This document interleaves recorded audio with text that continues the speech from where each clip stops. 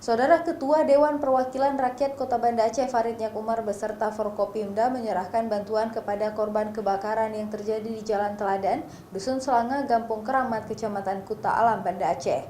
DPRK bersama pemerintah akan memberikan perhatian serius kepada musibah yang dialami masyarakat. Sebanyak 11 rumah warga di Jalan Teladan Dusun Selanga, Gampung Keramat, Kecamatan Kuta Alam, Banda Aceh Minggu siang sekitar pukul 14.30 waktu Indonesia Barat terbakar.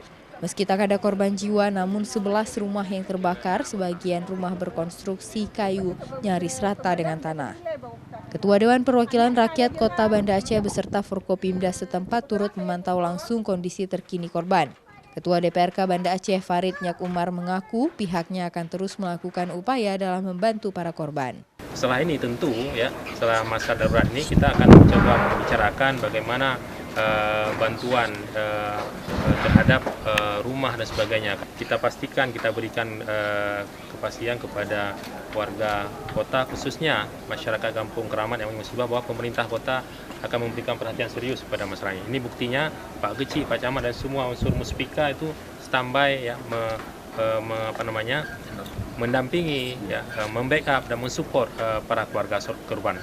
Sementara itu, warga setempat yang juga ikut menjadi korban kebakaran sangat berharap pertolongan dari pihak pemerintah. Mereka berharap adanya bantuan pemerintah berupa rumah layak huni. Bantuan ditangkap darurat cepat sekali datang, jadi kami merasa sangat diperhatikan oleh pemerintah kota maupun oleh masyarakat sekitar.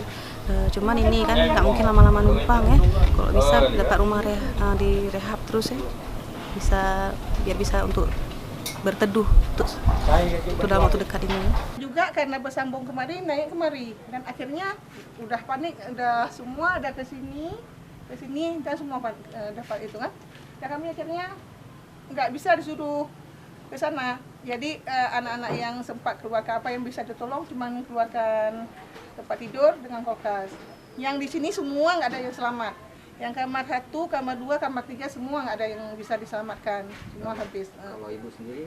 Dari data sementara, selain 11 unit rumah warga yang terbakar plus barang-barang di dalamnya, kebakaran tersebut juga menghanguskan 2 sepeda motor.